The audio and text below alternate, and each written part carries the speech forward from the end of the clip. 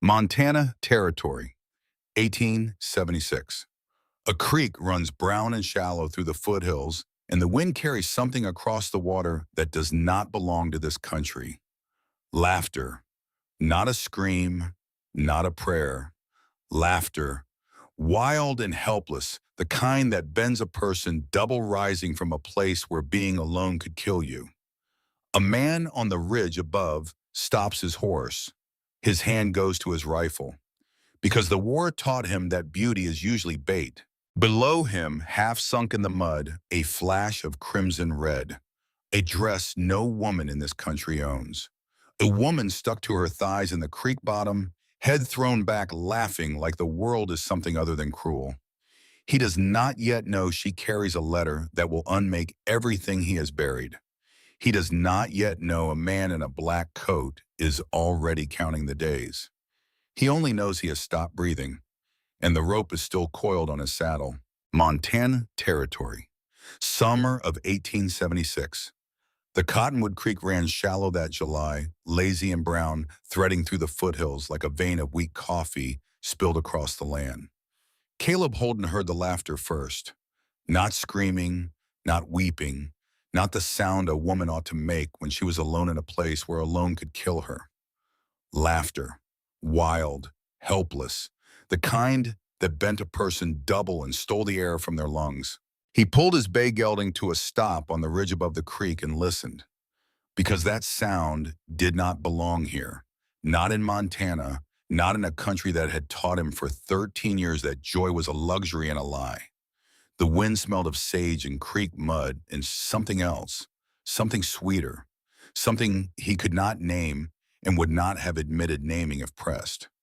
He pressed his thumb against the brim of his hat, tilted it back, squinted, and there, down in the brown ribbon of water half hidden by the cottonwoods, was a flash of red, crimson red, the color of poppies, the color of a fresh wound, the color of a dress no woman in Silver Ridge owned.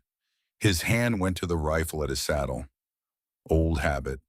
The war taught a man that beauty was usually bait. But the laughter rose again, helpless, impure, and his hand fell away from the stock.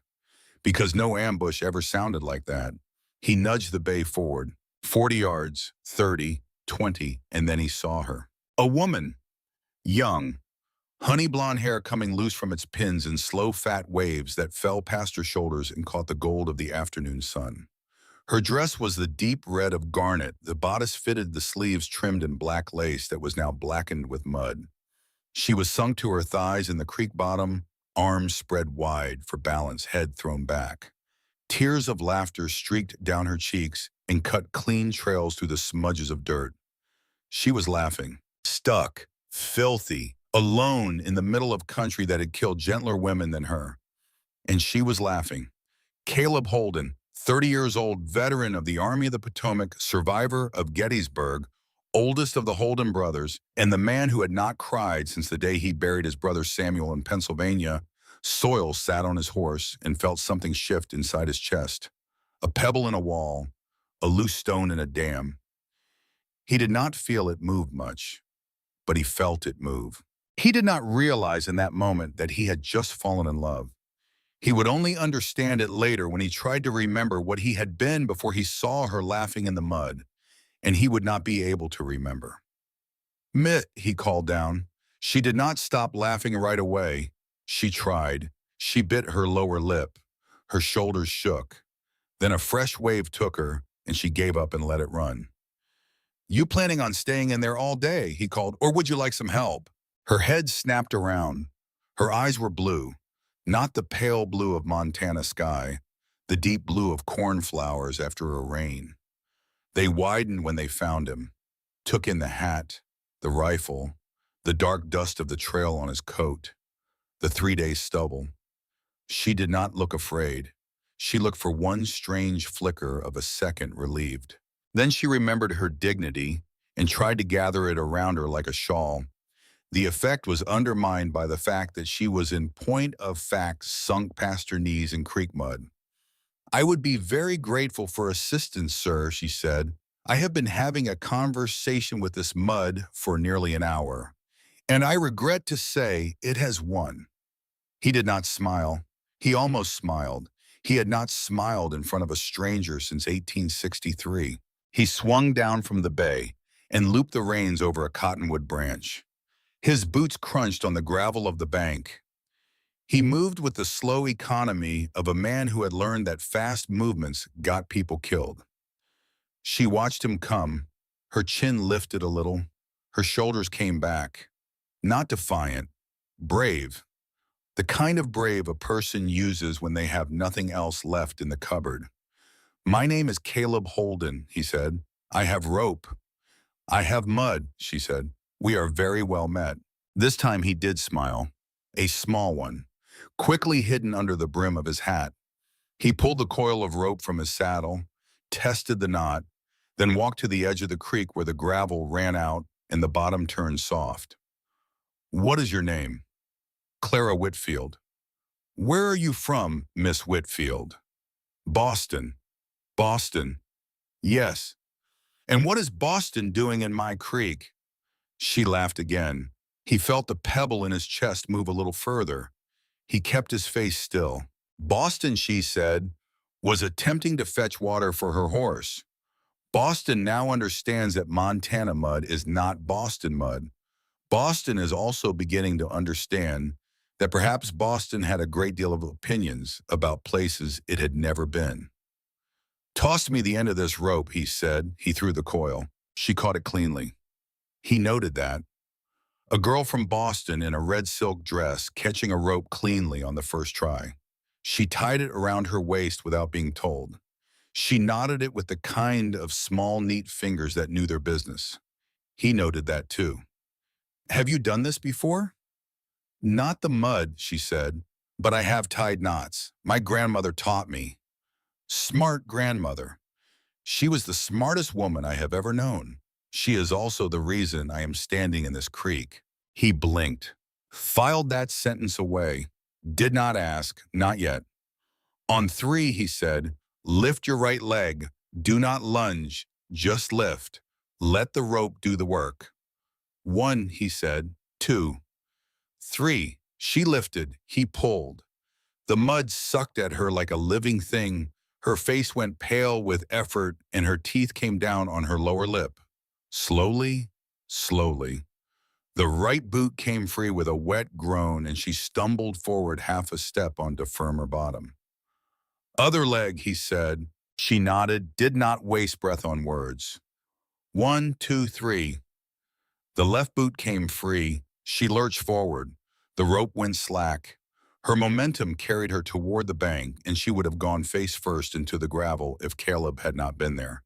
His arms closed around her without thought, one hand at the small of her back, the other at her shoulder. She caught at his coat with both hands and held on.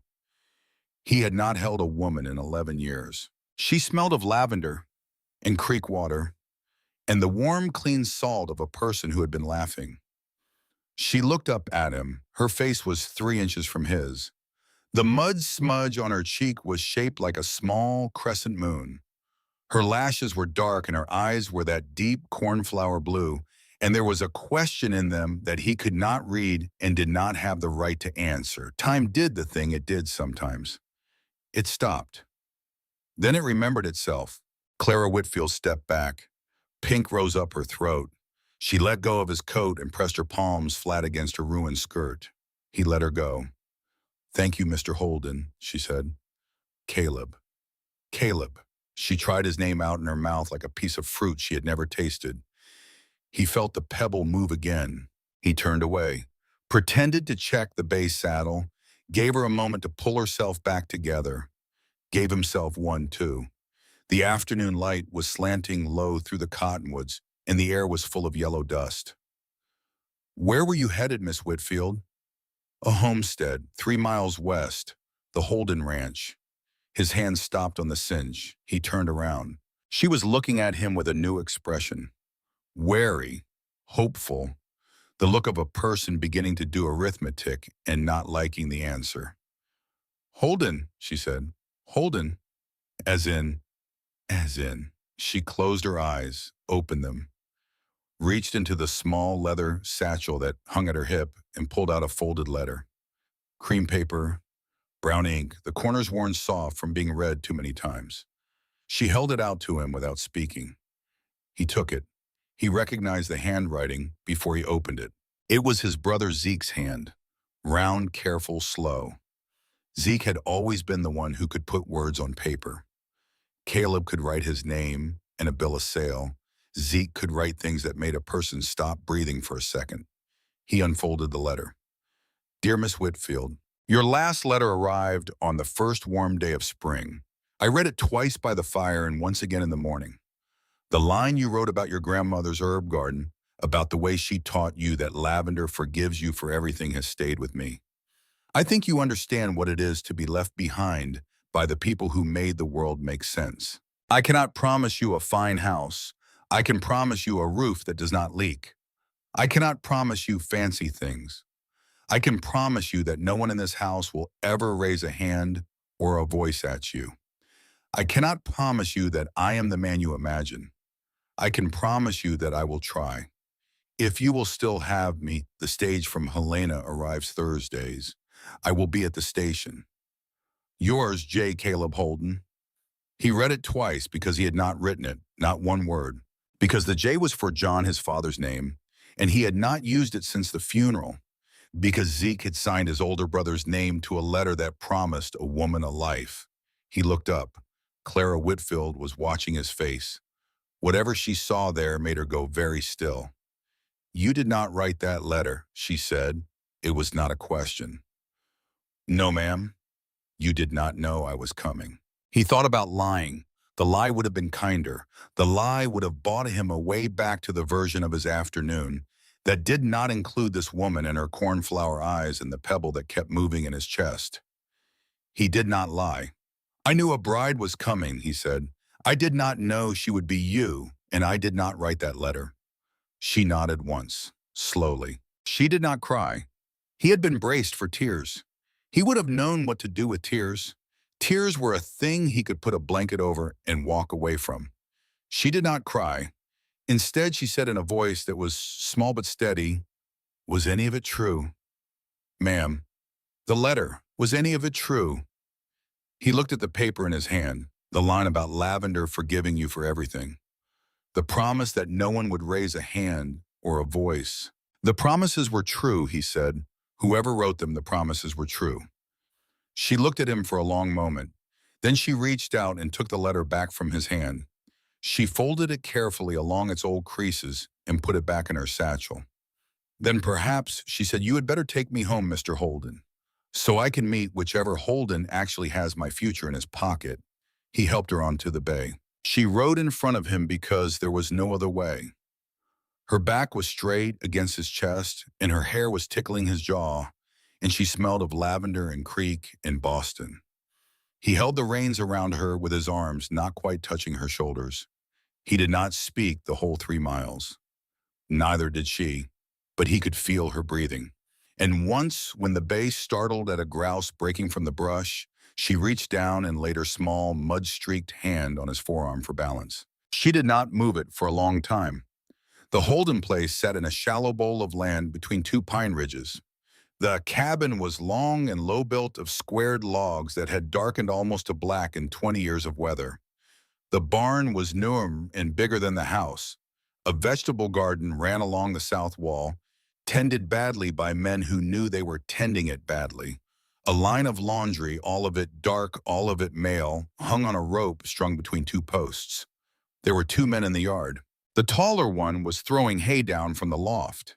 He stopped with the pitchfork in the air when he saw the bay come around the bend. He set the pitchfork down. He did not move. The shorter one was at the well. He was perhaps 24, lean as a wire with hair the color of a fox in winter. He saw the bay. He saw the red dress. He dropped the bucket back into the well. "Caleb," he called. "Get Zeke," Caleb said. "Caleb, get Zeke Wyatt now." Wyatt got Zeke. Zeke came out of the barn, wiping his hands on a rag. He was 27. Brown hair, brown eyes, the kind of face that looked like it had been built to apologize for things. He saw the bay. He saw the woman on the bay. He saw the letter-sized shape of his older brother's expression. He went pale. "Oh," Zeke said, quietly. "Oh, Caleb." Caleb swung down. Then he turned and lifted Clara down. He set her on her feet in the dust of the yard. Her mud-caked boots wobbled. He kept his hand at her elbow until she was steady. Then he let go. He did not say a word. He did not have to. The three Holden brothers stood in the yard in three exact points of a triangle. Clara stood in the middle. She looked at Caleb. She looked at Zeke. She looked at Wyatt, who had taken his hat off and was holding it against his chest like he had walked into the wrong room at a funeral. Then Clara Whitfield, 22 years old, of Boston, Massachusetts, said, "Which of you would like to begin?" Zeke began. It came out in pieces. The way truth comes out when a person has been keeping it inside for too long. He sat her down at the long pine table in the kitchen, and he poured her a cup of coffee she did not drink, and he told her. He told her that the ranch was failing. He told her that their mother, Eleanor Holden, had died of consumption 2 winters ago, and that the house had not had a woman's voice in it since. He told her that they had agreed, the three of them, that maybe a wife would help, the way a wife had always helped, the way their mother had helped. He told her that Caleb was the oldest and that the marriage notice had gone out under his name because that was proper. Caleb had agreed to it. Caleb had not been thrilled about it, but Caleb had agreed. He told her that the letters had been him, because Caleb did not have the words. Because when Caleb tried to write what a man might write to a woman who was about to cross a continent on the promise of him, he could only write 3 sentences, and they were all about the price of cattle. "So I wrote them," Zeke said. "Every one. I wrote them like I would have wanted to write to a wife if I had been the one expecting one." Clara did not look at him while he spoke. She looked at her hands. They were folded in her lap. The knuckles were white. "And the part about lavender, she said, about being left behind by the people who made the world make sense. That was me. You wrote that to me." "Yes. As your brother." Zeke closed his eyes. "Yes." Wyatt sat across from Clara. He was the youngest. He had a scar at his temple from a horse kick when he was 14, and he had eyes the gentle, muddy green of moss on a north-facing rock. He had not spoken since she sat down. He spoke now. "It is not as bad as it sounds, ma'am," Wyatt said. "It sounds bad, but it is not as bad as it sounds." Caleb stood by the window with his back to all of them. "It is exactly as bad as it sounds," he said. Clara took a breath, then another. The kitchen smelled of cold ashes and old coffee, and bachelor men who had been doing their best. Through the window, the late afternoon was turning the pines black against the sky. Somewhere a magpie was scolding something. She thought about the train ride. 9 days. She thought about Boston, about the parlor where Mr. Edgar Pruitt, 51 years old, twice widowed, smelling of camphor and money, had set the date for their wedding and informed her father that he expected the marriage to occur before her 23rd birthday. She thought about the night she had taken her grandmother's small box of medicines down from the shelf and packed it into the false bottom of her travel trunk, along with the book of recipes written in her grandmother's small slanting hand. She thought, "If I go back, I am Mrs. Pruitt by Christmas." She set her coffee cup down. "Mr. Holden," she said, "Mr. Caleb Holden, may I speak with you alone?" Zeke and Wyatt looked at each other. They got up. They went. Caleb turned from the window. "Yes, ma'am." "Sit down, please." He sat. She did not look at him for a wasting moment. She looked at the table. The wood was scarred with knife marks and tea rings, and the small white pots, a hot pan set down without thought. The table had been used, lived around, loved even in the rough way men love things that were useful. She liked the table. She made herself remember that later when she was trying to remember why she stayed. "I will tell you the truth," she said. "If you will tell me the truth." "Yes, ma'am." "My name is Clara Whitfield. I am 22 years old. My parents are alive. My grandmother who raised me died of a stroke in March. She left me her books, her herbs, and the small amount of money she had hidden from my father in a teapot." She paused. My father is a banker. He is not a kind man. 6 weeks after my grandmother's funeral, he informed me that I was to marry a Mr. Edgar Pruitt. Mr. Pruitt is 51. Mr. Pruitt has buried 2 wives. Mr. Pruitt was prepared to pay my father a great deal of money to take me off his hands. The wedding was set for August. She lifted her eyes to Caleb's. They were dry. They were steady. I read your advertisement in the back of a magazine I was not supposed to be reading. I wrote to you. I lied to my father about where my letters were going. I sold my mother's pearl earrings to buy the train ticket. I packed in the middle of the night. I left a note on my pillow saying I had gone to nurse a sick cousin in Albany. I do not have a sick cousin in Albany. Caleb was very still. I am not here for love, Mr. Holden, Clara said. I am here because Boston was going to kill me and Montana might not. I do not expect you to want me. I do not expect anyone to want me. I am asking you plainly whether there is room in this house for a woman who can cook a little, sew a little, and heal a great deal, in exchange for a roof that does not leak and a promise that no one will ever raise a hand or a voice at her. Her voice broke on the last word, just a little. She pressed her lips together hard. Caleb Holden, who had not cried since 1863, felt his eyes burn. He did not let it show. He had 13 years of practice not letting it show. Miss Whitfield, he said. Clara. Clara, there is room in this house. Thank you. But, yes, I will not have you here under false pretenses. I will not have you sleeping in a bed in a house full of men with no name attached to you. The town will eat you alive, and so will my conscience. If you stay as a wife, my wife, legal and proper, in the church, with the preacher and the ring and the witnesses. Her chin came up, and in return, you do not owe me one thing more than your name on a piece of paper. The bed is yours. The door has a lock. The lock works. I sleep where I have always slept, which is on the porch in summer and by the stove in winter. If you decide 6 months from now or 6 years from now that you would like to leave, I will pay your fare to anywhere on this continent. If you decide 6 months from now or 6 years from now that you would like me to come in from the porch, you will tell me, and not before. She was quiet for a long time. Outside, the magpie had stopped scolding. The light had gone gold and then bronze, and then the deep blue of early evening. Mr. Holden, she said. Caleb. Caleb, why? Why what, ma'am? Why are you offering me this? You do not know me. I have been in your kitchen for an hour. I am wearing a dress full of creek mud. I have just told you that I am a liar and a runaway. Why are you not putting me back on the bay and taking me to the stage? He looked at the table, the knife marks, the tea rings. Because I heard you laughing, he said. She did not understand. He saw her not understanding. He tried for the first time in a long time to find words for a thing. A woman stuck in mud in a country she does not know, he said slowly.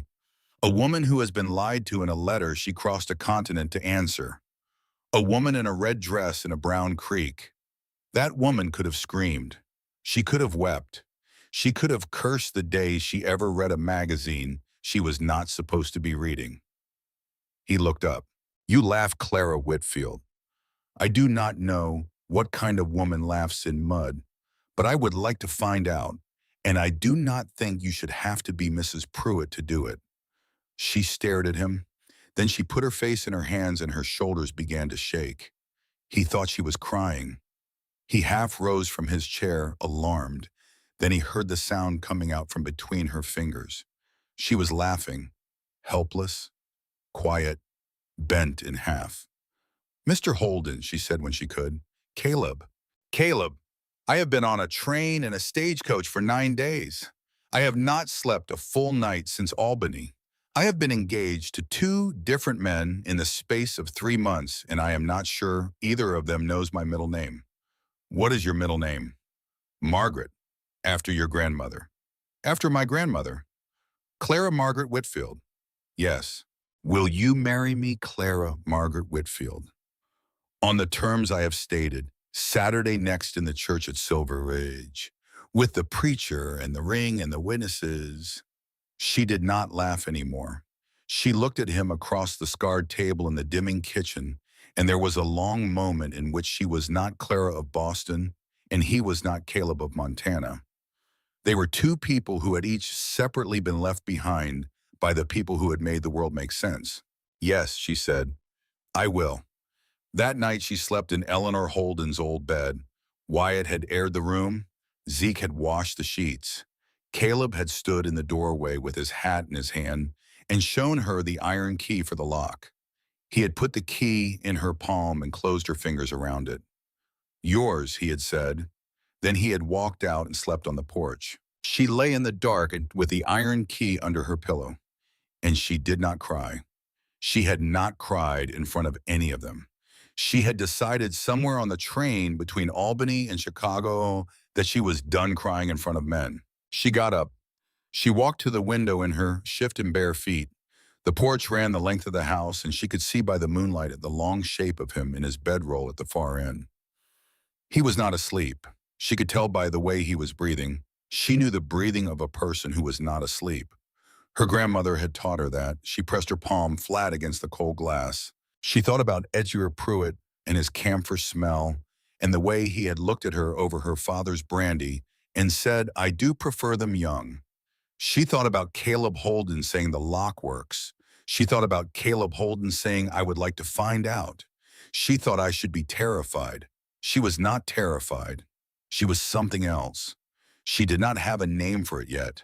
She went back to bed and she slept for 9 hours straight, which was the longest sleep she had had in 3 months. The wedding was Saturday, 6 days away.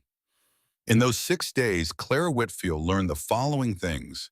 She learned that Zeke Holden could read out loud beautifully and that he had a small, careful library of borrowed books that he had been returning and reborrowing from the school teacher in Silver Ridge for years. She learned that Wyatt could whistle 3 different bird calls so accurately that the birds answered him back. She learned that Caleb did not speak unless spoken to, but that he watched her. Not the way Edgar Pruitt had watched her, which had felt like being measured for a coffin. Caleb watched her the way a man watches weather coming, careful, attentive, quietly braced. She learned that the Holden pantry contained 3 jars of beans, 2 of pickled beets, 1 of honey, and a sack of flour with weevils in it. She learned that the kitchen garden had been a kitchen garden once and was now a kitchen suggestion. She learned that there was a sealed wooden trunk in the back of the linen cupboard and that all 3 brothers walked past it without ever looking at it, and that when she asked Zeke what was in it, his face went still, and he said that was our mother's and walked out of the room. She learned that she liked living in a house where men did not raise their voices. She did not, in those 6 days, learn the things she would learn later. She did not learn that the bank in Silver Ridge held a note against the Holden land that was 3 months past due. She did not learn that the man who held that note was named Silas Crow. She did not learn that her own grandmother, Margaret Whitfield of Boston, had once 20 years before mailed a small parcel of medicines wrapped in brown paper to a sick woman in Montana named Eleanor Holden. That a friendship of letters between 2 women who had never met had passed back and forth across a continent for nearly a decade. That somewhere near the bottom of Eleanor Holden's sealed trunk in the linen cupboard, there was a packet of letters tied with a faded blue ribbon, and that the handwriting on those letters was a small, slanting hand that Clara would have known anywhere. She did not yet know any of that. She only knew that on Friday evening, the night before the wedding, she stood in the kitchen of the Holden house in her grandmother's old gray silk dress that she had been saving for something, and Wyatt knocked shy on the kitchen door frame. Caleb wants to know, Wyatt said, if you would walk with him down to the creek. Now, before the dark. She wiped her hands on the apron. She took it off. She took her grandmother's small cameo brooch and pinned it at her throat. Now, she said, he was waiting by the corral. He had shaved, he had put on a clean shirt. The shirt was blue, the kind of blue that her grandmother had always said brought out the eyes of a brown-haired man. He did not say she looked nice. He did not say anything. He offered her his arm. She took it. They walked. The path to the creek wound down through the cottonwoods. The light was a long, slanting amber, and the air smelled of grass curing in the sun. Somewhere a meadowlark was making the slow descending whistle that her grandmother had told her was the saddest song in the world and also the most hopeful. They came to the bend in the creek. The bend where 6 days ago a woman in red had been sunk to her thighs in the mud and laughing. Caleb stopped. He did not look at her. He looked at the creek. "Clara," he said. "Yes, tomorrow." "Tomorrow?" When the preacher asks you the question. "Yes." If you do not want to say yes, you do not have to say yes. I will not be embarrassed, and I will not be angry, and I will pay your fare to anywhere on this earth. She looked at his profile, the line of his jaw, the scar that ran along the underside of it, narrow and old. A bayonet, she suspected. She had not asked. "Caleb?" "Yes." "Look at me." He looked at her. His eyes were the color of whiskey held up to a window. They were also, she realized, frightened. Caleb holded 6 feet and 3 inches of war, and Montana was frightened. She had not known a man could be frightened of her. "I'm going to say yes tomorrow," she said. "I am going to mean it. Not because Edgar Pruitt is waiting in Boston. Not because I am out of money. Not because your brother wrote me beautiful letters." "Why then?" "Because you heard me laughing in the mud," she said, "and you did not laugh at me. And you offered me a key, and you slept on the porch." He did not speak. She felt him not speaking. Then he said very quietly, "Clara, yes, I do not know how to do this. I know. I do not know how to be a husband. I have not been a son or a brother very well for 13 years. I do not know what comes next." "Caleb, yes, neither do I." She stepped closer.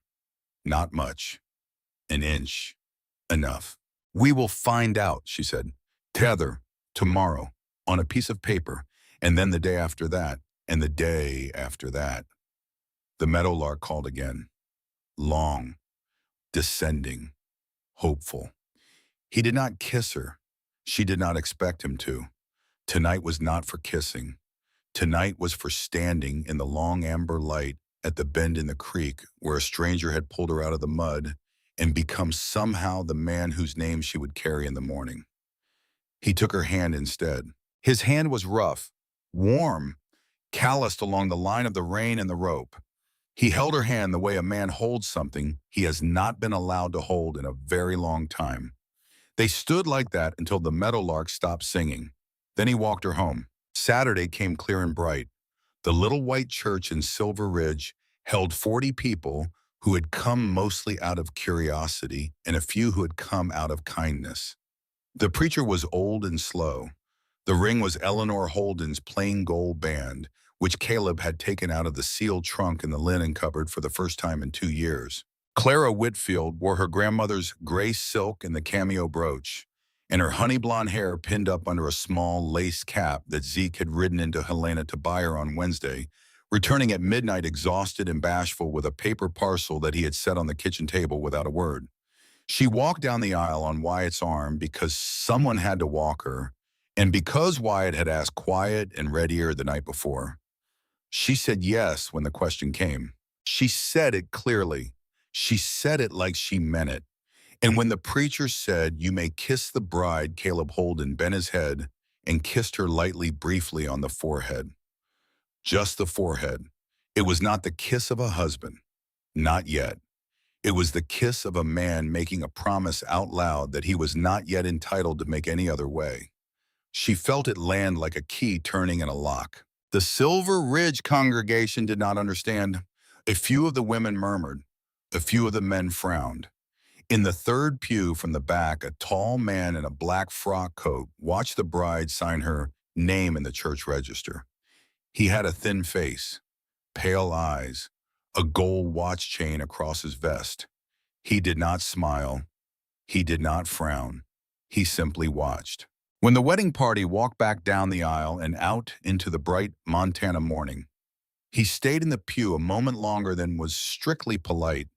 Then he stood, smoothed his coat, and followed them out. His name was Silas Crow. He held the note on the Holden Ranch, and he had just seen for the first time the new Mrs. Caleb Holden. He was already thinking, not about the note, about the woman. Outside in the churchyard, Clara stood in the sunlight with her hand tucked into the crook of her husband's arm, and she did not yet know that she had been seen. She only knew that the sky over Silver Ridge was the deep, clean blue of cornflowers after a rain, and that her grandmother had once told her in the herb garden behind the Boston house that a woman who could laugh in the mud could survive almost anything. She was beginning to think her grandmother had been right. She did not yet know how much surviving she was going to be asked to do. The first week of marriage taught Clara Whitfield Holden three things. The first was that mountain men did not speak at breakfast, not because they were angry, because they were thinking. And thinking in the Holden house was a slow, careful weather that needed room. The second was that her new husband had been telling the truth about the porch. He slept there every night, bedroll, one blanket, the good Henry rifle laid along his right side the way a man lays a wife. She would wake in the dark in Eleanor Holden's bed and listen for the sound of his breathing through the wall and the open window. And she would think he is 20 feet away, and she would think he might as well be in Boston, and she would not know which thought hurt more. The third was that the Holden brothers were in trouble, real trouble. The kind that did not announce itself at the door, but waited in the ledger book on the desk by the window. She found the ledger on a Tuesday. She was dusting. She had decided to dust because dusting was a thing a wife did, and she was technically a wife. She had moved the small clay pot of dried lavender. She had moved the inkwell. She had picked up the brown leather book to wipe under it, and the book had fallen open. She did not mean to read it, except she did read it, because the figures jumped off the page the way numbers jump when they are screaming. 3 months past due, $640, Crow. The name in a small, careful hand, the same hand that had written her the letters about lavender and forgiveness. She stood there with the cloth in her fingers and the ledger open on the desk, and she felt the floor tilt very slightly under her feet. $640. She had $11.40 in her grandmother's teapot hidden in the false bottom of her trunk upstairs. She closed the ledger. She put it back where it had been. She moved the inkwell back to its ring on the desk. She moved the lavender pot. She wiped her hands on her apron and she went out to the kitchen and she put the kettle on the stove and she made herself a sit down. $640, $11.40. Margaret, she said to her grandmother in her head. Margaret, what do I do? Her grandmother, who had been dead 5 months and was still the loudest voice in Clara's head, answered the way she always had. You do what you can. You start where you stand. You do not ask the mountain to be smaller. You learn to climb. She heard the boots on the porch. Caleb came in. He had been out since before sunup riding the south line of the property. There was sweat on his collar and dust in his beard, and his hat had a fresh tear at the brim where a branch had caught it. He hung the hat on the peg by the door. He did not look at her. He never looked at her first. He always looked at the room first, like he was checking to see if she had finally figured out that this was a mistake and left. She watched him do it. She thought, I am not going to leave you, Caleb Holden. You are stuck with me. She did not say it out loud. She said, there is coffee. Thank you. He sat at the long pine table and he wrapped his hands around the cup and he stared at the steam coming off of it for a long moment. Clara, yes. There is a man coming today. What man? Silas Crow. She kept her face very still. She had practiced. And what does Mr. Crow want? A conversation. About what? He looked at her then. His whiskey eyes were tired and steady and a little bit ashamed. About money I owe him, he said. $640 in a year of interest. He will not ask politely. I would like you to be in the kitchen with the door closed while he is here. She nodded once. She got up. She got him a piece of yesterday's cornbread on a tin plate. She set it down by his cup. She turned to walk away. His hand caught her wrist. Light, careful, the way a man catches a moth he does not want to crush. Clara, yes, I should have told you. You should have. I did not know how. Caleb, yes, you are going to have to learn. He looked up at her. She let him hold her wrist for one more second. Then she pulled her hand free gently and she walked out of the kitchen and up the stairs to the bedroom that had been Eleanor Holden's.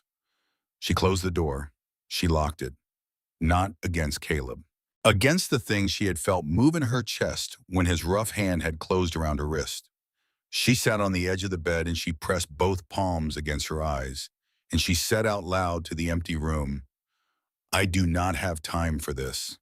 She did not specify what this was. She did not need to. Silas Crow arrived at 11. Clara watched him come up the road from the upstairs window. He was on a black gelding so fine it looked out of place against the dust and pine of the country. He wore a black frock coat and a black flat-brimmed hat and a watch chain across his vest that caught the sun like a small, obscene smile. Two men rode behind him. They were not gentlemen. They were the kind of men gentlemen hired to stand behind them. Caleb went out to meet him in the yard. Zeke went with him. Wyatt stayed by the open barn door with a Winchester held loose along his thigh in a way that was supposed to look casual and did not. Crow did not dismount. He looked down from the black gelding at Caleb the way a banker looks at a column of figures that are not adding up. Holden, Crow, you are looking thin. Times are thin. Times have been thin a long time. The note is due. The note has been due. I have been patient.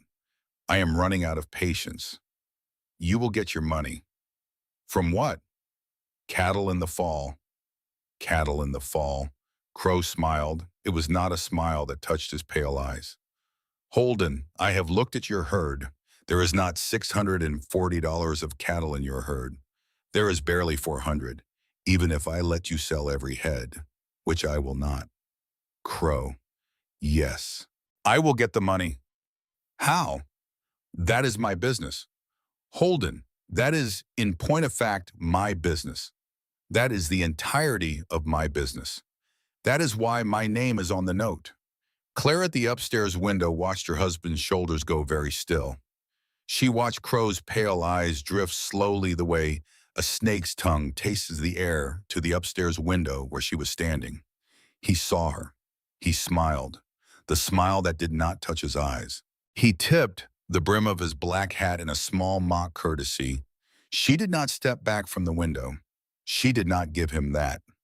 She looked at him directly, and she made her face the cold marble face her grandmother had taught her when she was 12 years old, and a banker friend of her father's had put a hand on her shoulder that had no business being on her shoulder. Cold marble, her grandmother had said, they cannot break what they cannot warm. Crow tipped his hat to her, turned back to Caleb. Or, Crow said, or what?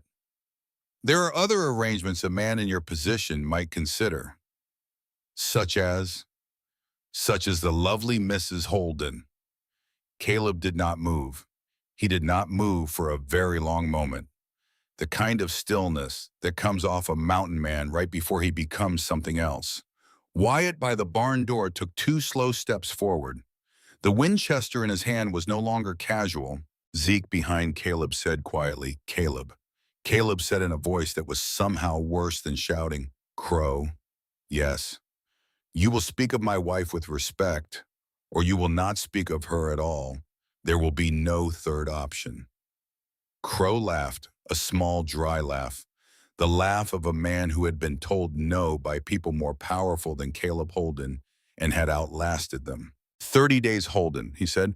30 days and I take this ranch. Cattle, barn, fields, house, and I will take it whether you have the money or whether you do not, because the note is not for 640. The note is for the land. The 640 is what I told you to keep you trying. The land is what I always wanted. He wheeled the black gelding. 30 days, he said over his shoulder. He rode out. The 2 men rode behind him. Wyatt lowered the Winchester. His hand was shaking. Zeke turned and put his hand on Caleb's shoulder and said, "Cal." Caleb shrugged the hand off, not unkindly. He just did not have room for it. He looked up at the upstairs window where Clara was still standing. She nodded at him once, a small, clean nod. "I saw, I heard, I am here." He nodded back. Then he turned and walked into the barn. He did not come out for 2 hours. Inside the barn, Caleb Holden sat on a hay bale and put his head in his hands. And he did not cry because he had not cried since 1863 and was not about to start over a banker. But he stayed there with his head in his hands for 2 hours, and he thought. He thought about his mother dying of consumption in the bed upstairs and asking him with the last clear breath she had to keep the ranch, to keep the brothers together, to not let anyone scatter them. He thought about his brother Samuel at 16 years old in a wheat field in Pennsylvania. He thought about Clara at the upstairs window with her chin up and her face cold as marble. And he thought, "I have failed all of them. And I am about to fail her too." Clara, meanwhile, was not in the bedroom anymore. Clara was in the kitchen, and Clara was thinking. She had set the kettle back on, not because she wanted tea, because thinking required a kettle. Her grandmother had taught her that. "Make the kettle," Margaret had said. "Make the kettle and the answer will come down the stairs to find you." The answer was already coming. It had been forming since the morning of the ledger book. It had been forming since she had pulled the false bottom out of her trunk 3 nights ago and stared at the contents and put them back and not told anyone. The trunk contained her grandmother's herbs, her grandmother's books, her grandmother's notes in the small slanting hand. 3 years of pressed lavender and willow bark and goldenrod and arnica. The recipes for the bitters and the salves and the tinctures and the cordials that Margaret Whitfield of Boston had sold quietly out of the back door of her townhouse to the wives and daughters of half the bankers in the city for nearly 40 years. Clara had learned every one of them. She had not told her father. She had not told Edgar Pruitt. She had not told Caleb. She had been waiting, without knowing she was waiting, for a reason. She had a reason now. She walked out to the barn. She knocked on the open door. Caleb looked up from the hay bale and his face was wrecked in the careful private way of a man who had been alone with himself for 2 hours. "Caleb, Clara, I need to ride into Silver Ridge tomorrow with Zeke to deliver something." "Clara, it is not a request. It is information." He looked at her for a long moment. Then a small, slow smile pulled at the corner of his mouth.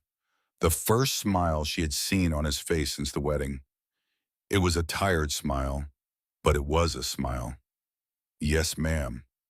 Thank you." She turned to go. "Clara." "Yes. What are you delivering?" She paused in the doorway. She did not turn around. The afternoon sun was striping in through the gaps in the barn wall and lighting her honey hair the color of a wheat field. "Hope," she said. "I am delivering hope." Then she walked back to the house. The thing Clara delivered to Silver Ridge the next morning was a basket. The basket contained 12 small brown glass bottles, each one corked and sealed with wax, each one labeled in her small, careful hand. Cough drops, fever tea, willow bitters, sleep tincture, lavender salve, croup syrup, wormwood, iron tonic, arnica liniment, pennyroyal, bone knit, mother's friend. The basket also contained a folded card. The card said in her grandmother's own slanting hand, traced carefully by Clara on from one of the old labels, Emma Whitfield, Herbalist, Boston. By appointment only. She had only changed one word. She had changed Boston to Silver Ridge. She sat up at the table behind the dry goods store. Mrs. Tilda Beecham, who ran the store, was a widow Claire had met twice in church. Mrs. Beecham had a granddaughter with the croup who was not getting better. Mrs. Beecham had the Sunday before taking Clara's hand in both of hers after the service and said, "Child, you have kind eyes. Do not let this country eat them." Clara had remembered. Clara had a small brown bottle labeled croup syrup on the table. By noon, 4 women had come. By 2 o'clock 11 women had come. By the time the sun was sliding down behind the false fronts of Main Street, Mrs. Beecham was running interference at the door, and Zeke was sitting in the corner reading a book he was not actually reading, watching his sister-in-law sell $6.20 worth of small brown bottles to women who had been waiting 40 miles in any direction for someone to come. On the ride home, Zeke was quiet for a long time. Then he said, "Clara, yes, $6.20. Yes, in one afternoon. Yes, Clara, Zeke. That is more cash money than this ranch has seen in any single day since our father died." She did not say anything. She watched the road. "You have been holding out on us," Zeke said. "I have been waiting." "For what?" "For a reason."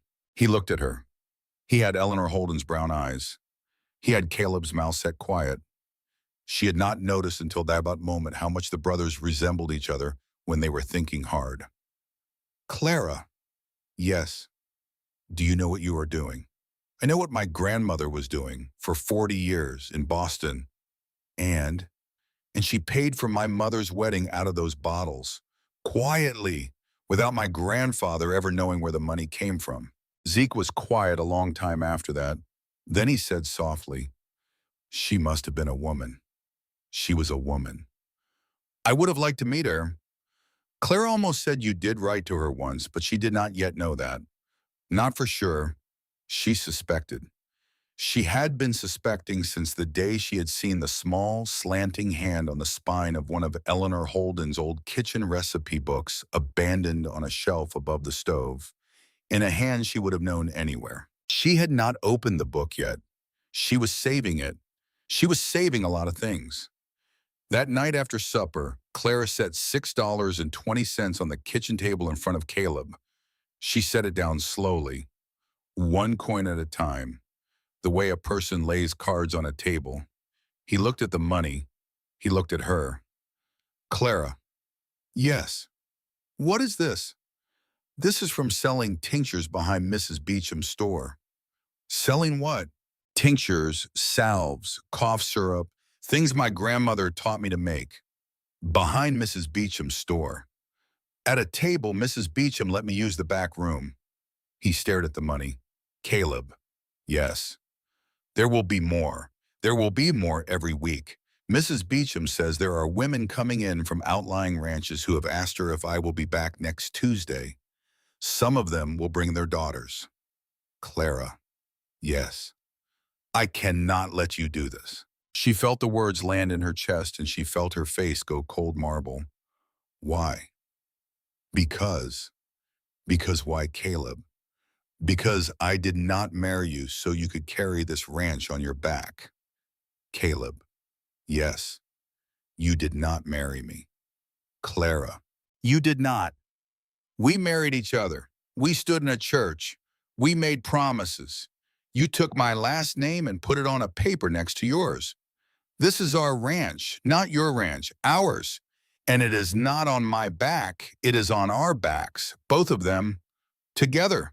Or this paper does not mean anything, and I should have stayed in Boston." He stared at her across the scarred pine table. She stared back. Two strangers, married, going at it in a kitchen at the end of a long, bad day. He looked down at the money. He looked back up at her. "Clara." "Yes. I do not know what to do with you." "Caleb." "Yes. You stand next to me. That is what you do with me.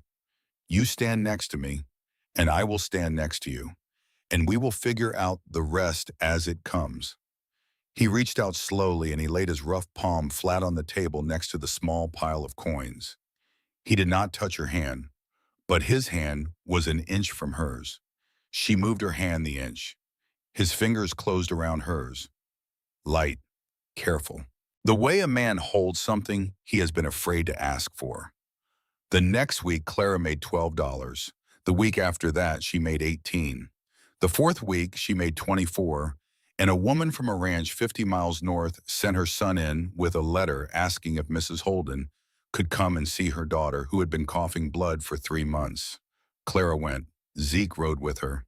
The daughter, 14 years old, had pneumonia and exhaustion and not enough food, and a mother who had not slept in 2 months. Clara stayed 3 days. She did not save the girl by herself. The girl saved herself. But Clara made the broth and brewed the willow bark and taught the mother how to sit a fever, and on the third morning the girl opened her eyes and asked for bread.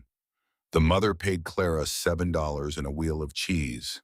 The father, who had been silent and bone-tired the whole 3 days, walked her to the wagon and stopped before he handed her up. "Mrs. Holden." "Yes. My wife told me you took no payment until you were sure." "That is true. I owe you, my daughter." "Sir, I am Hollis Marlowe. I have a ranch and 300 head of cattle and a debt to a banker named Crow that has been hanging over my head for 8 years. I know what you are. I see what you are doing in Silver Wedge." She went very still.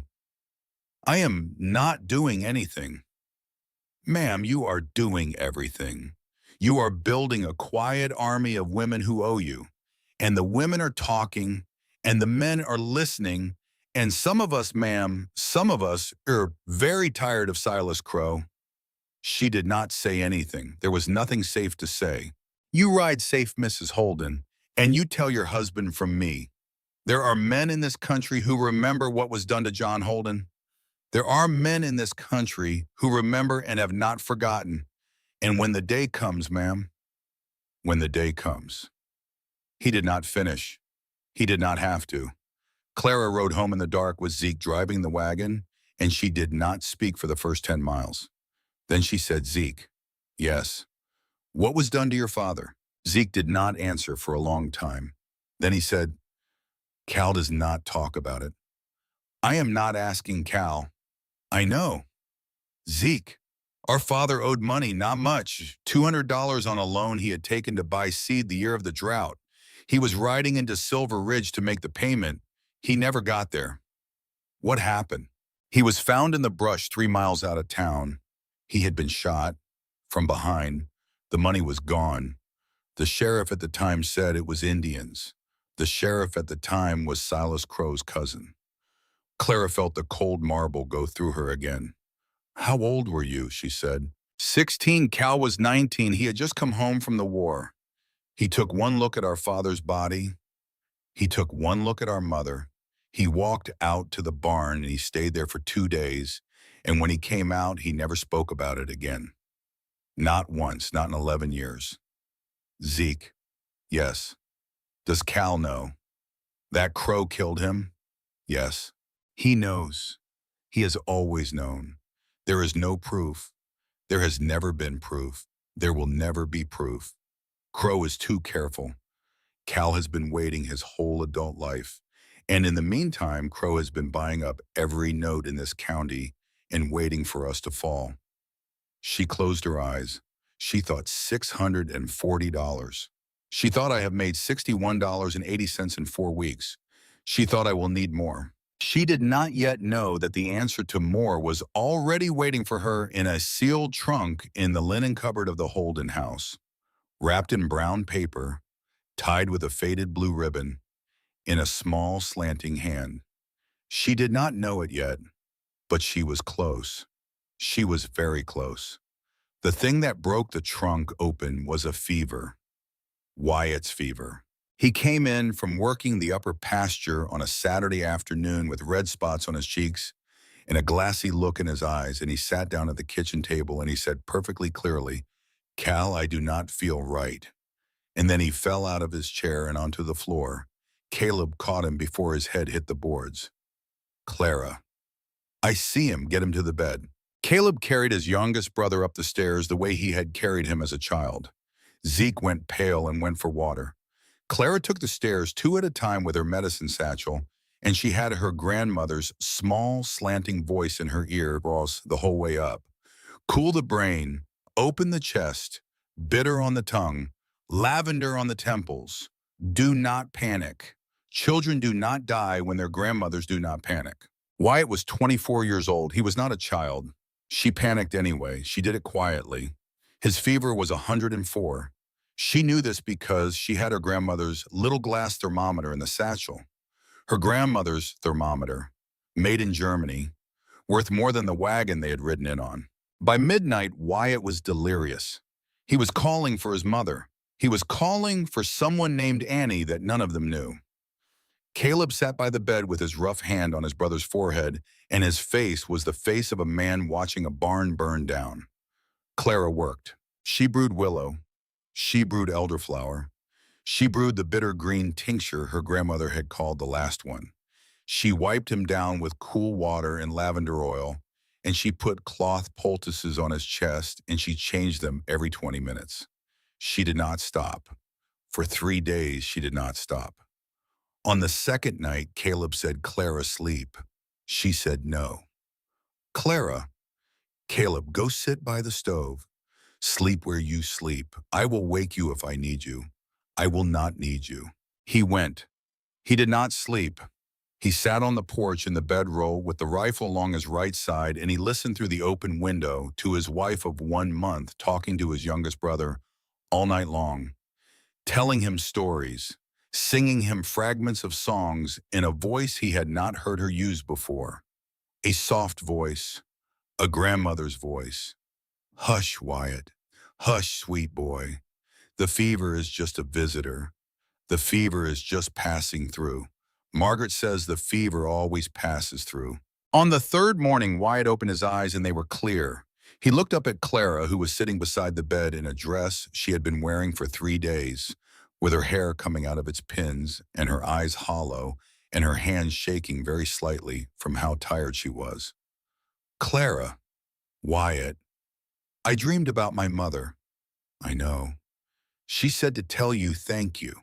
Clara, who had not cried in front of a Holden brother yet, did not cry then either. But it was a closer thing than it had ever been. "Wyatt." "Yes." "Drink this." She fed him broth. She fed him a small piece of toast soaked in honey water. She walked on legs that did not entirely belong to her down the stairs and into the kitchen where Caleb was sitting at the long pine table with his head in his hands and his coffee cold in front of him. He looked up when he heard her come in. "He is going to live," she said. Caleb stood up. He crossed the kitchen in 3 strides. He did not kiss her. They had not kissed yet, but he put his arms around her, his rough farmer arms, and he pulled her against his chest and he held her there. And she felt a tremor go through him, and she understood finally that this was a man who had been waiting 13 years to hold something he was allowed to hold. She put her face against his shirt. She did not say anything. She did not need to. After a long time, he said into her hair, "Clara." "Yes. Thank you." "Caleb." "Yes.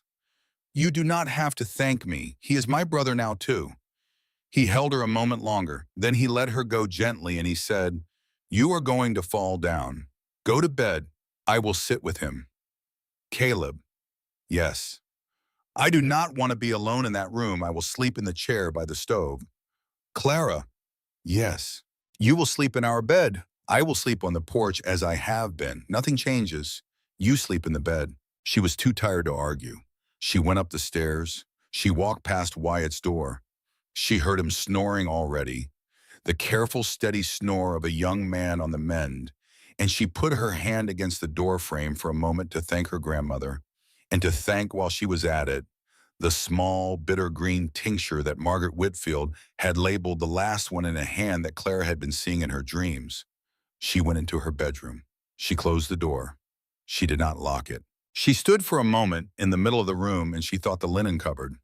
She did not know why she thought it. She thought it anyway. She walked to the linen cupboard. She opened it. The sealed wooden trunk that all 3 brothers walked past without ever looking at sat on the bottom shelf. Plain pine, brass latch, a patina of dust no one had disturbed in 2 years. She knelt down. She put both her hands on the lid. She did not open it. Not yet. She rested her forehead against the cool wood, and she said out loud in the empty hallway, "Eleanor Holden, may I?" She did not expect an answer. She did not get one, not in words, but she felt in the strange, quiet way that women have always felt these things, a kind of permission. She opened the trunk. The smell came up first. Lavender, camphor, the faint paper smell of old letters and folded wool. A wedding shawl, a small lace cap, a bundle of cards tied with a ribbon, a baby blanket, three small bonnets in three sizes, a leather Bible, and at the bottom, wrapped in brown paper tied with the faded blue ribbon, was a packet of letters. She lifted it out. She set it on her lap. She untied the ribbon. The first letter was on top. It was addressed in a small, slanting hand that she would have known if she had been blindfolded and underwater. Mrs. Eleanor Holden, Silver Ridge, Montana Territory. The return address was Mr. Whitfield, Beacon Hill, Boston, Massachusetts. The date was September 1856, 20 years ago, 2 years before Clara had been born. Clara opened the letter. My dear Eleanor, your last letter found me well. The package of medicines you describe is exactly the right one for a chest like yours, and I am sending another supply in the same postal. Do not be ashamed to take the laudanum if the nights become unbearable. We will save you, yet you and I, two stubborn women on opposite ends of a country, by mail, by faith, and by the kind of friendship that does not require a face to last. I will write more in the next post. For now, know that I think of you. I light a candle for you in the kitchen each Sunday. My granddaughter Clara, who is not yet born, but who I know already in my heart will one day know your name. Your friend in herbs, Margaret Whitfield. Clara sat on the floor of the upstairs hallway of the Holden house with the letter open in her lap and the faded blue ribbon in her fingers, and she did not move for a very long time. Outside the window, the Montana sky was turning the deep blue of cornflowers after a rain. She thought my grandmother knew his mother. She thought for 10 years they wrote each other. She thought, Margaret, you old fox, you did not send me here by accident. And then finally, after 1 month of marriage and 3 days without sleep, and a brother-in-law who was going to live, and a husband downstairs who had held her without kissing her, and a banker 30 miles away who was counting down to 30 days, Clara Margaret Whitfield Holden put her face into her hands and cried, quietly, like a woman who had finally found a piece of home in a country she had thought was going to swallow her whole. Downstairs, Caleb heard her.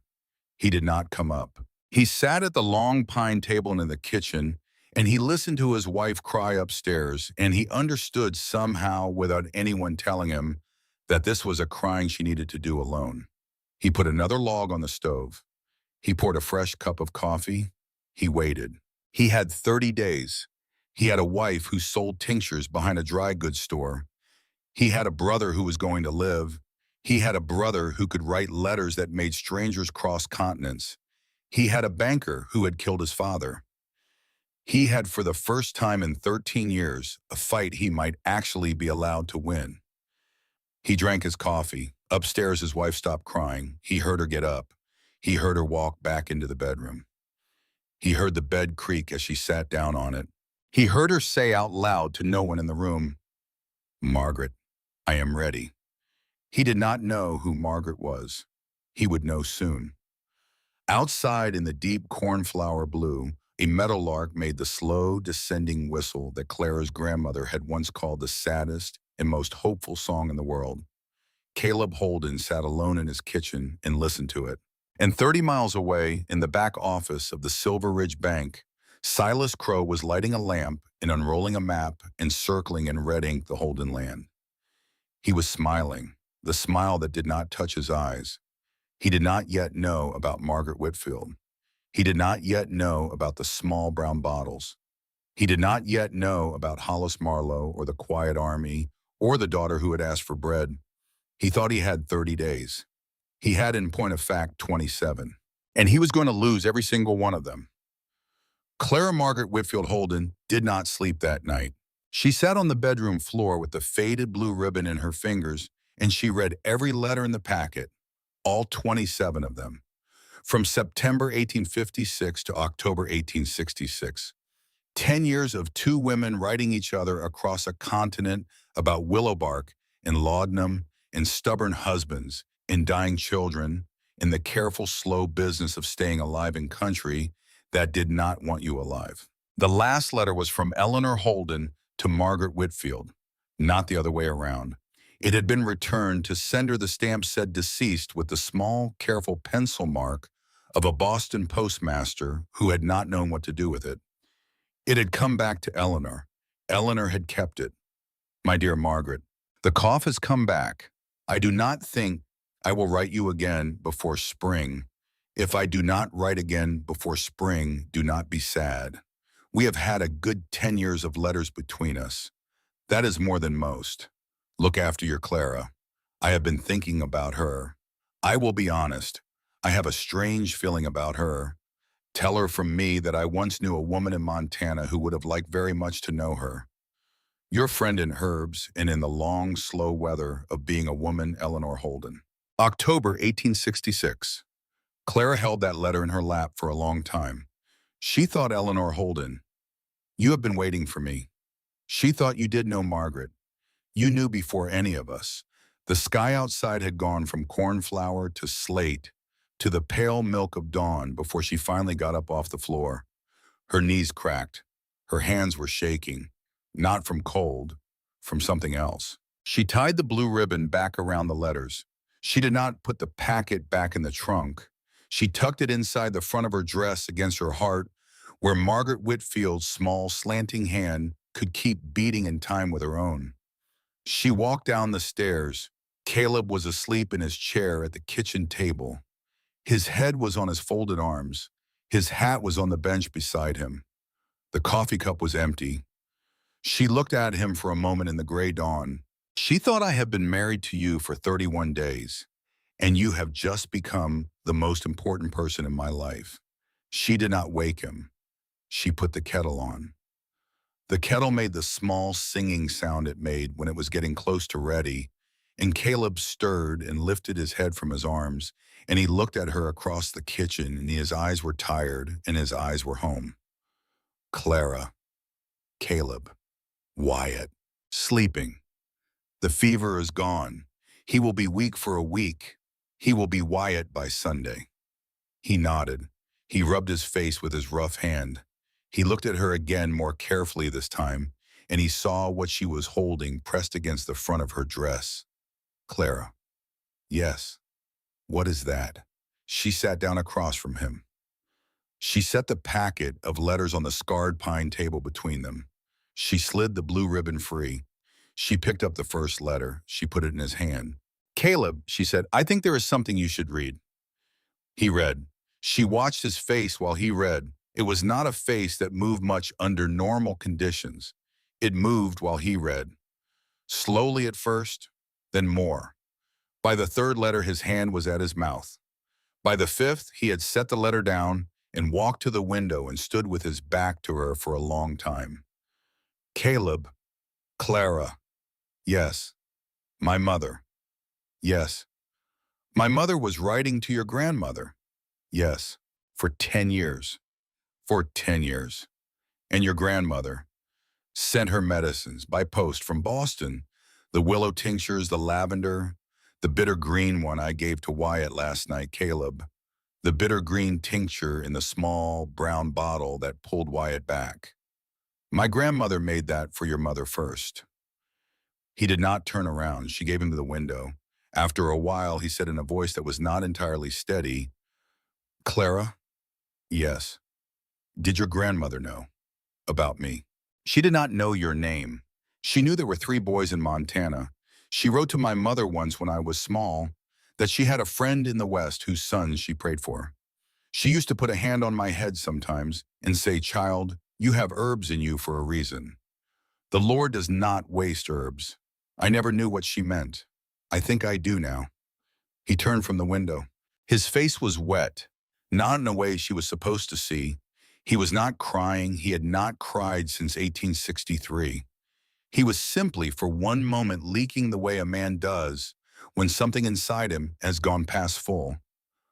Clara, Yes, I do not believe in much.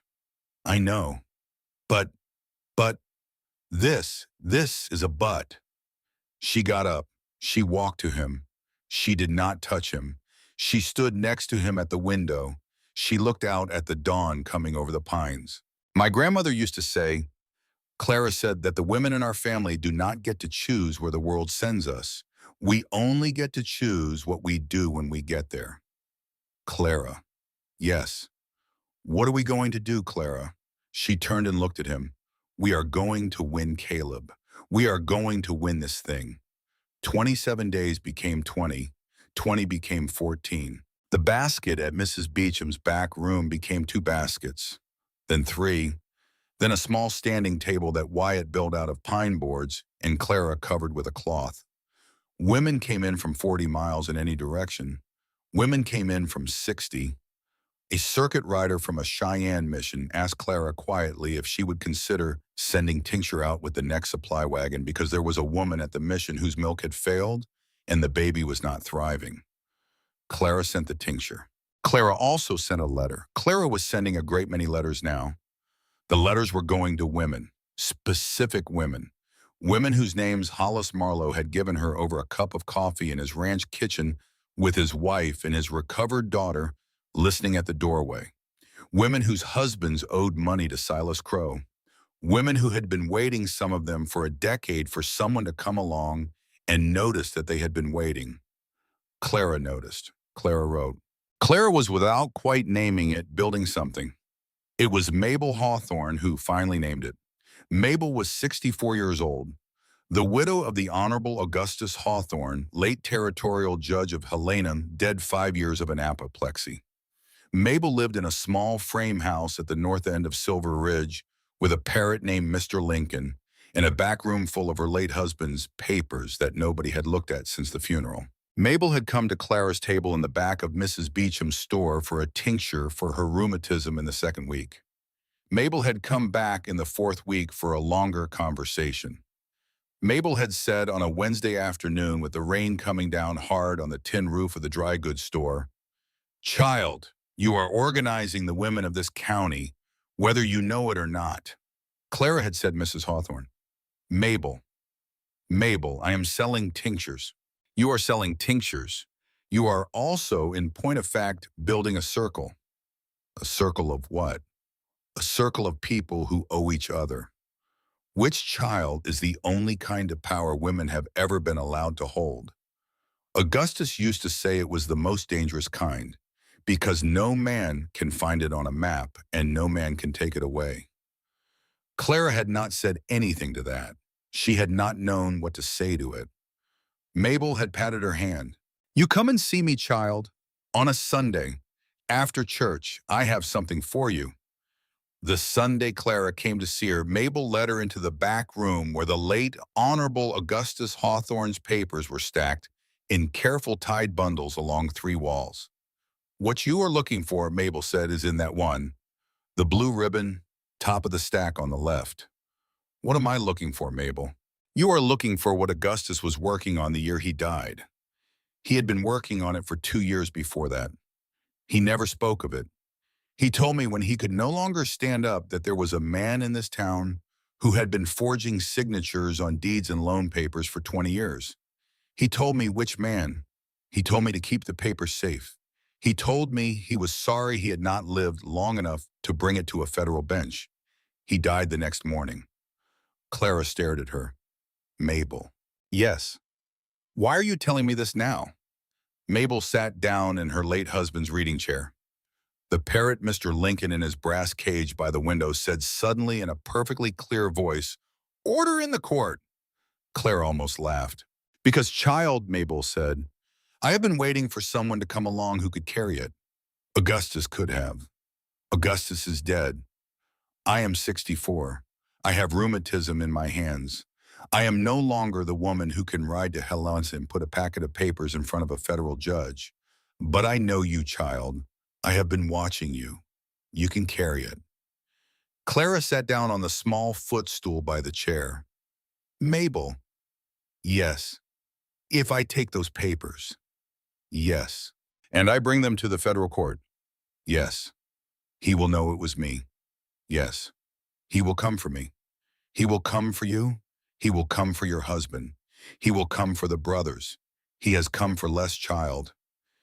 He killed John Holden over $200. Clara felt the cold marble go through her. Mabel. Yes. Then I do not have very much time. No, child, you do not. Clara took the papers. She did not tell Caleb that night. She did not tell him the night after. She did not tell him because she knew the way a wife knows things after 1 month of marriage, that she would not have been able to explain in court, that if she told Caleb, Caleb would ride into Silver Ridge and put a bullet through Silas Crow's head, and then he would hang for it. And she would be a widow at 22, and the ranch would still be lost, and Crow would have won from beyond his own grave. She could not allow that, so she did not tell. She rode into Silver Ridge on the 13th morning of the count. She rode alone. She told Caleb she was going to see Mabel about rheumatism tincture. She kissed his cheek before she went, which she had never done before, and she felt him go still under the touch, and she said, "I will be back by supper," and she rode out before he could find a reason to ride with her. She had Augustus Hawthorne's papers in a flour sack tied to her saddle. She had a letter in her sleeve. The letter was for the federal stage driver who left Silver Ridge for Helena every Wednesday at noon. The letter was to be hand-carried with a small payment to the office of Federal Judge Theodore Brennan in the Helena courthouse. The letter explained in Clara's small, careful hand that the bearer of the accompanying packet was Mrs. Caleb Holden, and that the packet contained the unfinished work of the late Honorable Augustus Hawthorne, and that the judge would, she trusted, find the contents of interest. The plan was simple. The plan was to put the papers on the Helena stage, and then ride home before sundown, and then tell Caleb, and then survive the next 2 weeks until Judge Brennan came down on Silas Crow with the full weight of the federal bench. The plan did not survive the post office. Silas Crow was standing on the boardwalk in front of the bank when Clara rode in. He had been waiting. Someone had told him. She would never find out who. She suspected later it had been the new young postal clerk who had been hired the month before by the bank's recommendation, and who had opened against postal regulation every letter Clara had sent out of Silver Ridge in the past 4 weeks. It did not matter who had told him. He was on the boardwalk. He was smiling. He had 2 men behind him. They were not on the boardwalk. They were across the street. They were holding rifles loose along their thighs in the way that meant they were not loose at all. "Mrs. Holden, Mr. Crow, you are riding alone today. As you see, that is unwise." Apparently. He stepped down off the boardwalk. He took the bay's bridle in his pale hand. He did not look at her face. He looked at the flour sack tied to her saddle. "Mrs. Holden." "Yes." "I will need to see what is in the sack." "Mr. Crow." "Yes." "I will need to see a warrant." He laughed, the small, dry laugh. "Mrs. Holden, this is not Boston. Out here, a warrant is what the man with the most rifles says it is." "Then you have more rifles than I do." "Considerably." "Take the sack, Mr. Crow." He blinked. He had not expected that. He had expected her to run. He had expected her to scream. He had expected her to clutch the sack to her chest and refuse and give him a reason to put hands on her in the middle of the main street of Silver Ridge in front of God and everyone, which was the entire point of the exercise. She did not give him the reason. She lifted the sack from the saddle horn. She handed it down to him. She kept her chin up and her face cold marble and her eyes on his pale eyes the entire time. He took the sack. He opened it. He pulled out the papers. He looked at them. The pale eyes went paler. "Mrs. Holden, Mr. Crow, where did you get these?" "I found them." "Where?" "Oh, in the back of a dry goods store." He did not believe her. He did not need to believe her. He had the papers in his hand. He was already calculating. She could see him calculating. The pale eyes flicking from the papers to her face and back. "Mrs. Holden, you will dismount. You will come with me. We will discuss this in the full office of the bank. I do not think so. It was not a request, and it is still not Mr. Crow going to happen. She did not look at the two men with rifles across the street. She did not look behind her. She did not need to. She had heard 4 blocks back when she had first turned onto Main Street, the small, distinctive sound of Mrs. Beecham's brass shop bell ringing 3 times in quick succession. 3 rings. The signal Clara had set up with Mrs. Beecham 1 month ago when she had first started selling at the back table, and Mrs. Beecham had said, "Child, if you are ever in trouble, ring this bell 3 times. I will know what to do." Clara had not been entirely sure at the time what she had been asking Mrs. Beecham to do. She found out now. She found out because as Silas Crow stood in the middle of Main Street with her papers in his hand and his pale eyes calculating, doors began to open. The door of Beecham's dry goods opened. Mrs. Beecham came out. She was carrying a broom. She was 67 years old. She walked down off the boardwalk and stood in the middle of the street 10 feet behind Clara's horse. The door of Mabel Hawthorne's small frame house at the north end of the street opened. Mabel came out. She was carrying the parrot cage. The parrot was loudly demanding order in the court. Mabel walked with her rheumatic hip down to join Mrs. Beecham. The door of the schoolhouse opened.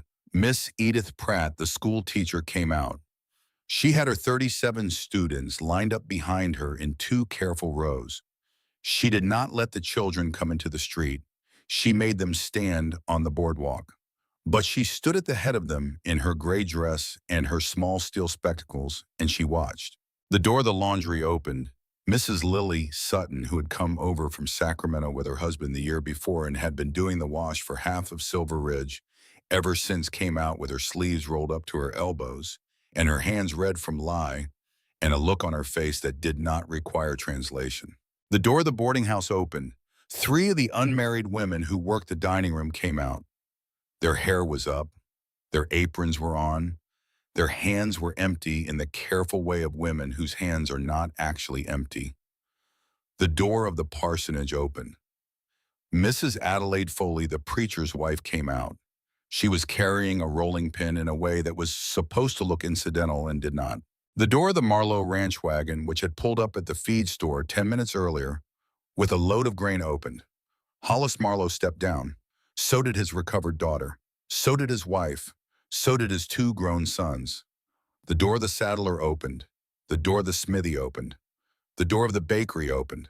By the time Silas Crow finished turning his pale head in a slow, careful circle, Main Street of Silver Ridge had filled with 37 women and 11 men and 37 school children on the boardwalk, and exactly 1 mounted woman in a deep red traveling dress with her chin up and her eyes on him. The 2 men with the rifles across the street looked at each other. They lowered the rifles, slowly. The taller of the 2 said something to the shorter of the 2. They both stepped back into the shadow of the doorway they had been standing in front of. They were not going to fire into a crowd of women and children and old widows and the wife of the preacher with a rolling pin. They were not paid enough. Silas Crow stood in the middle of Main Street with Augustus Hawthorne's papers in his hand and Clara Holden's bridle in his other hand, and 48 pairs of eyes on him, and the parrot still demanding order in the court, and Clara could see in the pale ferret face the moment he understood what had been done to him. It was not a Boolean understanding. It was a slow one, like watching ice crack. "Mrs. Holden, yes, you have been busy. Yes, you will not get those papers to Helena." "No, Mr. Crow, I do not need to." "Why not?" "Because Judge Brennan is currently on the porch of Mrs. Beecham's house. He has been there since Friday night.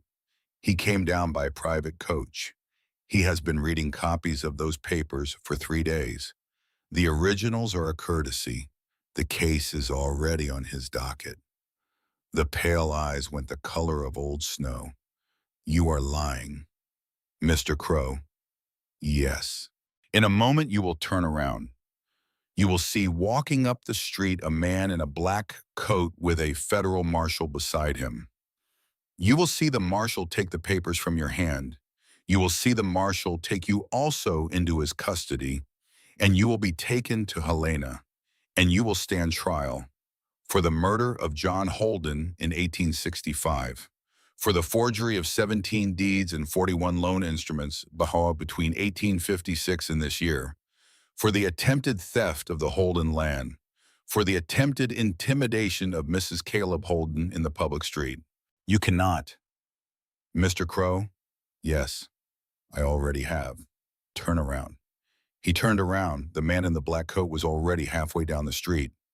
Federal Marshal Joseph Kearney walked beside him. Judge Theodore Brennan was 61 years old and had hair as white as the inside of a bone and the kind of face that made men who were used to lying suddenly find they had nothing in their mouths.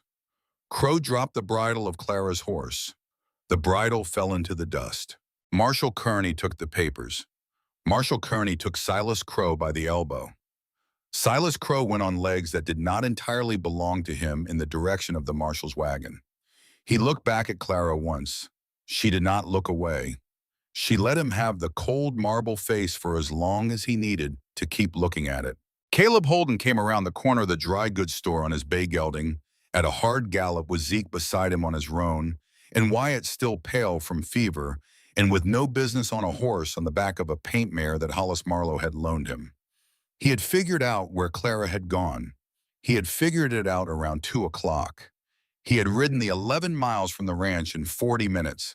He had not, however, ridden it fast enough. He came around the corner of the dry goods store with his rifle out and his face the color of a man preparing to die for what was left of his life, and he saw instead his wife on her bay in the middle of an empty street with 37 women and a federal marshal and a parrot demanding order in the court.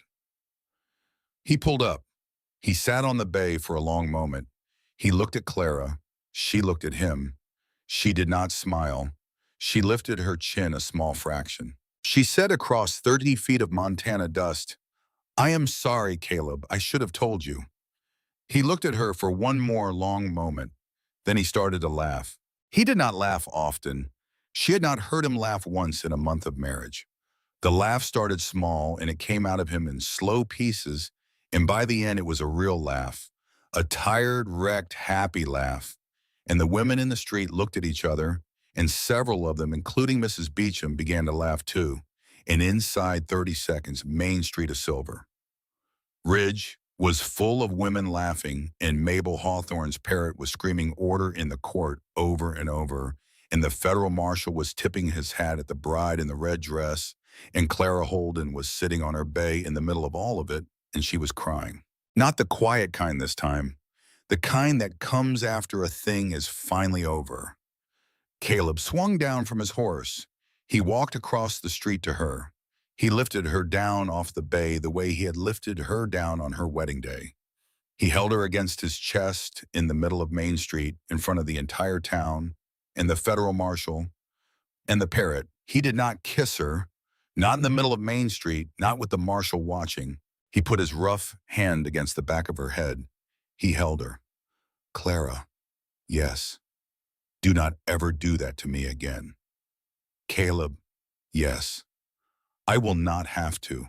The kiss came the next morning. He took her down to the creek, the bend in the creek, where she had been stuck in the mud 6 weeks ago, and he had heard her laughing, and his life had ended and started over in the space of one afternoon. It was the first cool morning of September.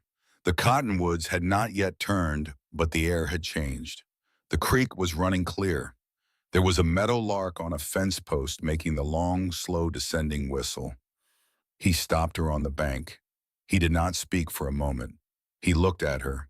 She had her grandmother's cameo brooch at her throat, and her honey hair coming loose from its pins, and her cornflower eyes and her chin still slightly lifted from the long habit of cold marble.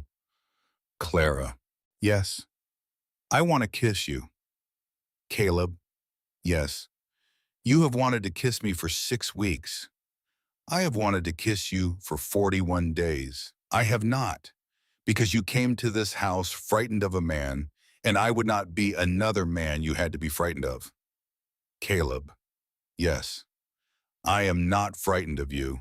I have not been frightened of you since you put the iron key in my hand." Then yes, Caleb Holden.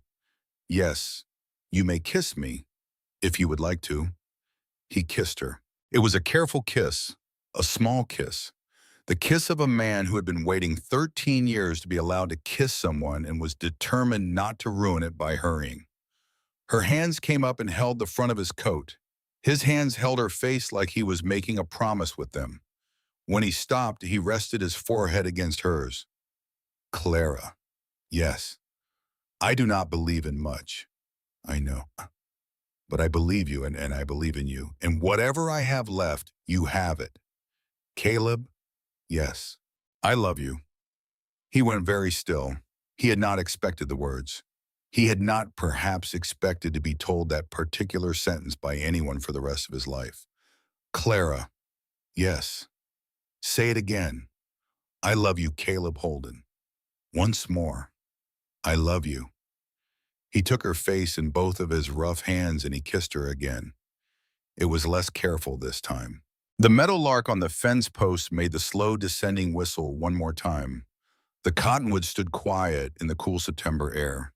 The water of Cottonwood Creek ran clear over the brown rocks where she had been stuck 6 weeks before. Behind a tree on the ridge above the creek, Zeke Holden, who had been sent to watch over Wyatt, who was still weak and had been told to take a walk in this exact direction by his older brother, in a tone that brooked no questions, saw the two of them on the bank.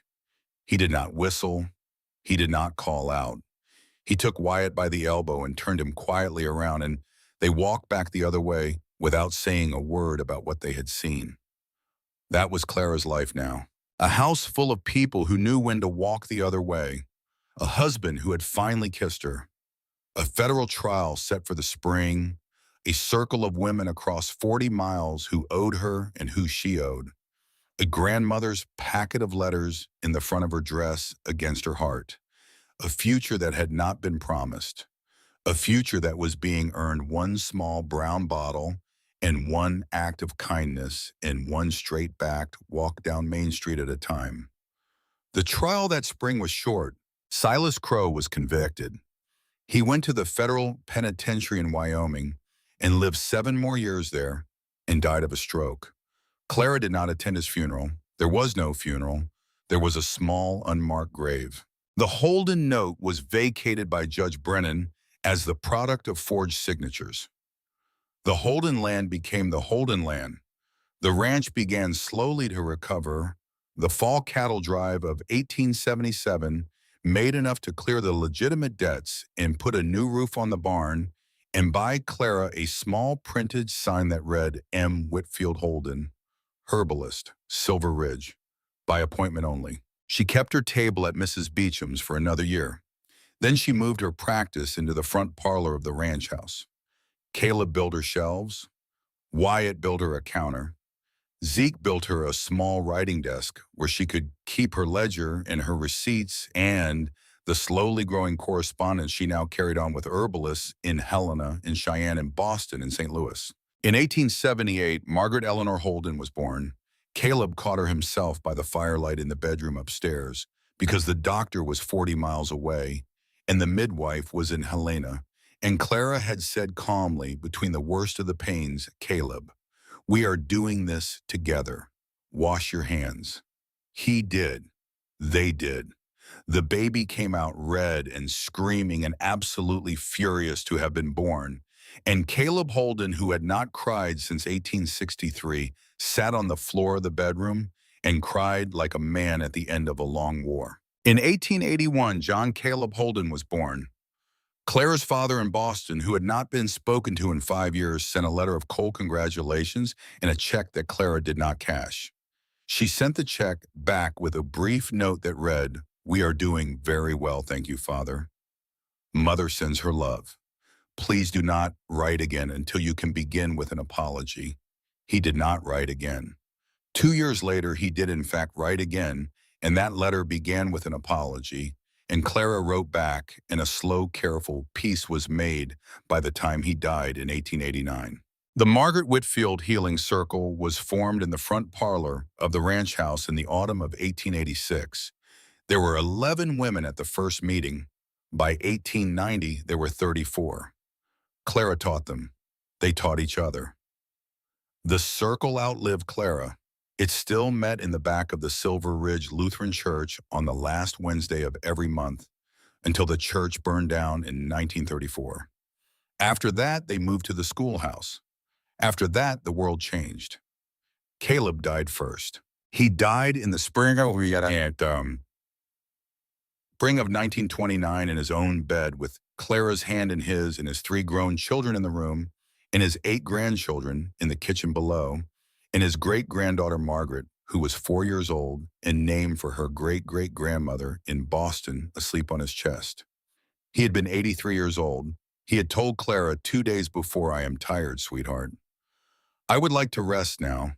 She had said then, "Rest, Caleb." He had rested. His last words to her were, "Clara, wait for me. I will find you." She had said, "I will. You will." She had lived another 6 years. She had not remarried. She had not considered remarrying. She had run the circle. She had delivered by her own count 417 babies in the 40 years of her practice. She had buried a great many friends. She had buried Wyatt, who had died of pneumonia in the winter of 1931 at the age of 79. She had buried Mabel Hawthorne in 1898. She had buried Mrs. Beecham in 1902. She had buried Hollis Marlowe and his wife and one of their grown sons. She had buried in 1933 the parrot, Mr. Lincoln, who had outlived everyone and had lived to be 73 years old, which was the Birdman and Helena told her perfectly normal for an African gray. Zeke had outlived all of them. He had become in his old age the unofficial historian of Silver Ridge. He wrote a small book in 1928 called A Frontier Marriage, the story of John Caleb and Clara Margaret Holden of Cottonwood Creek. It had a green cloth cover. It sold 300 copies. Most of them were bought by women in the circle. Clara died in her sleep on a warm July morning in 1935. She was 81 years old. Her granddaughter Margaret found her. She had been smiling. The wild flowers grew on the hillside above the creek. The story passed down. The cottonwood ran on, and in the late afternoon light of any quiet July, if you stand at the bend in the creek where the water pools shallow and brown, and the cottonwoods make a small green chapel over the bank, you can still, the descendants say, hear the sound of a woman laughing, wild, helpless, the kind of laughter that bends a person double and steals the air from their lungs. The kind of laughter that one July afternoon in 1876 stopped a mountain man on the ridge above the creek and made him put his hand on his rifle, and then made him take his hand off it, and then changed the entire course of his life. She did not know when she laughed in the mud that July afternoon that she was changing the course of 3 lives. She only knew later that she had. Clara Margaret Whitfield Holden of Boston and Silver Ridge laughed in the mud one afternoon in the summer of 1876, and a man on the ridge above the creek heard her and fell in love, before he ever pulled her free.